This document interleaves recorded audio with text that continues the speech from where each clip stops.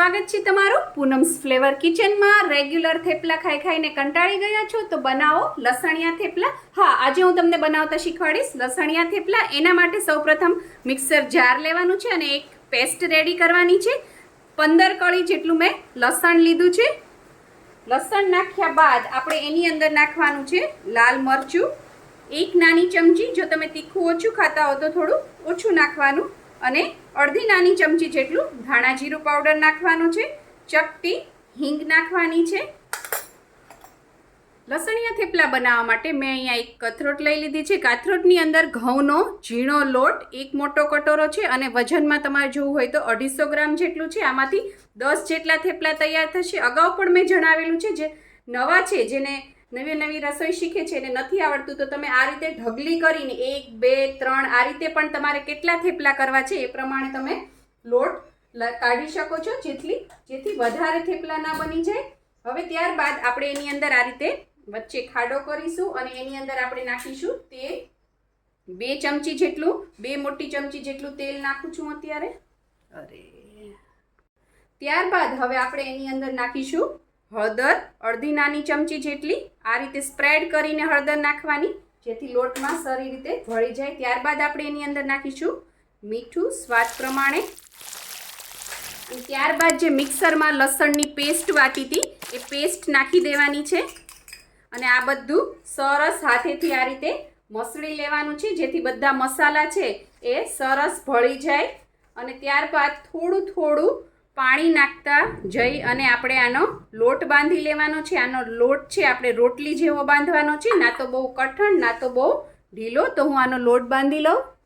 થેપલાનો soft લોટ બંધાઈ ગયો છે। જો લોટ છે એ કઠણ હશે તો થેપલા છે એ કડક ખાખરા જેવા થશે, સોફ્ટ નહીં થાય। હવે આની ઉપર આપણે 1 ચમચી જેટલું તેલ એપ્લાય કરી દઈએ અને આને ઢાંકીને આપણે 15 થી 20 મિનિટ સુધી રેસ્ટ દઈએ। જો તમારી પાસે વધારે ટાઈમ હોય તો તમે આને કલાક પણ રેસ્ટ આપી શકો છો। જેટલો વધારે રેસ્ટ આપશો એટલા એ સરસ સોફ્ટ બનશે। થોડી વાર થઈ ગઈ છે, હવે આપણે આ ખોલી લઈએ અને આ તેલ છે એમાં આ સરસ લોટને આ રીતે મસળી લઈએ। જો લોટ સરસ બંધાણો હશે અને એની અંદર જે આપણે મોણ નાખ્યું છે એનું પ્રમાણ સરખું હશે તો છે તમારા થેપલા બહુ સરસ બનશે। ઘણા લોકો બહુ વધારે પડતું મોણ નાખી દેતા હોય છે, તો થેપલા ખાતી વખતે નકરું તેલ લાગે છે। એવું નહીં કરવાનું, અને ઓછું નાખશો તો થેપલા છે એ કડક થશે। આપણે જે લસણની ચટણી વાટી હતી એમાં પણ આપણે થોડું તેલ નાખ્યું હતું। હવે આપણે આની અંદરથી મીડિયમ સાઇઝના આ રીતે લુવા કરી લઈએ, અને લુવા પણ તમે જે આ રીતે રાખો ત્યારે એને આ રીતે ઢાંકીને રાખવાના, જેથી એ સુકાઈ ના જાય।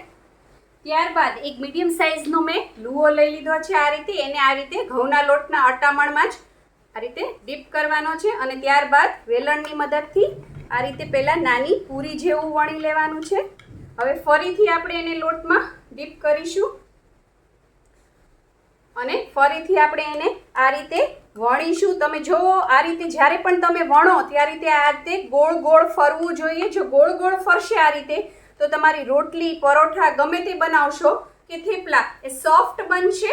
અને તમે જુઓ કે ઘણા લોકો આ રીતે આમ ટાચીને વણતા હોય છે, એવી રીતે ક્યારેય પણ નહીં વણવાનું। અને જો આ રીતે એક્સ્ટ્રા લોટ ચોઈટો હોય તો એને આ રીતે ખંખેરી નાખવાનું, નહીંતર જ્યારે પણ આપણે થેપલા ચોડવશું ત્યારે ઉપરથી એ બળતો જશે। તો આ રીતે આપણે બધા થેપલા વણી લઈએ। મેં અહીંયા ગેસ ઉપર એક લોખંડની લોઢી મૂકી દીધી છે અને એને ગરમ કરી લીધી છે। બહુ આકરી ગરમ નહીં કરવાની, થોડી મીડિયમ થાય એટલે આપણે થેપલું એની અંદર નાખી દઈશું। જે આ ઉપરની બાજુ છે એને આપણે નીચે નાખવાની છે। આ રીતે ઉપરની સાઈડ જે હોય એ નીચે આવવી જોઈએ, અને હંમેશા લોખંડની લોઢીનો યુઝ કરવાનો, નોનસ્ટિક નહીં વાપરવાની। એનાથી છે થેપલા કડક થતા હોય છે। ગેસની ફ્લેમ તમારે સ્લો મીડિયમ કરતી જવાની, ફાસ્ટ ફ્લેમ ઉપર નહીં ચોડાવવાના, નહીંતર થેપલા ઉપર છે એ આકરી કાળી દાજ પડી જશે અને થેપલા છે બહુ કડક થશે અને આખા ઘરમાં છે એ ધુમાડો થઈ જશે। આપણે જોઈ લઈએ કે થોડી ચડી ગયું છે કે નહીં। અને જ્યારે પણ તમે થેપલા વણો ત્યારે તમારું વેલણ બધે ફરવું જોઈએ, કોર જાડી ન રહેવી જોઈએ। હવે આપણે આને પલટી લઈએ। બહુ આકરું નહીં શેકાવા દેવાનું, આવું થોડું શેકાય ત્યારે જ પલટી લેવાનું।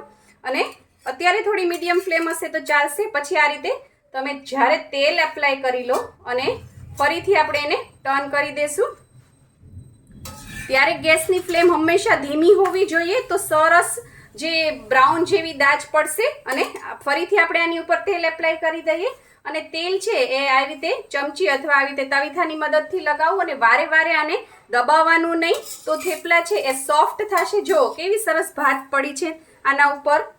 જો બહુ જ તાવેથાથી તમે દબાઈ કરશો તો થેપલા છે એ ચવડ અને કડક થશે. બહુ વધારે ઓઇલ પણ નહીં લગાડવાનું અને બહુ ઓછું પણ નહીં લગાડવાનું. ઓછું લગાડશો તો પણ ખાખરા જેવા થશે ને વધારે લગાડશો તો થેપલા જ્યારે ઠંડા થશે ને ખાશો તો નકરું તેલ છૂટશે. બે બાજુ સરસ ચડી ગયું છે અને હવે આપણે એને એક પ્લેટમાં કાઢી લઈએ. આ રીતે હું બધા જ થેપલા રેડી કરી લઉં.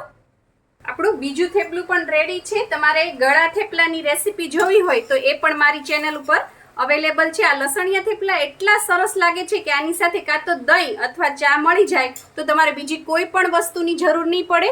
જ્યારે પણ થેપલું વણો ત્યારે એ બહુ જાડું પણ ન હોવું જોઈએ અને બહુ પાતળું પણ ન હોવું જોઈએ, મીડિયમ હોવું જોઈએ.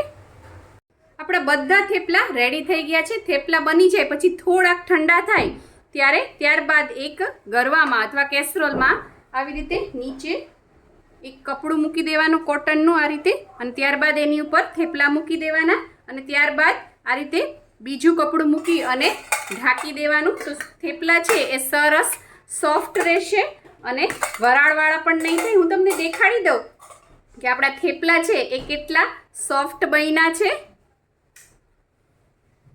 જો તમારે ગળા થેપલાની રીત જોવી હોય તો ડિસ્ક્રિપ્શન બોક્સમાં તમને લિંક મળી જશે.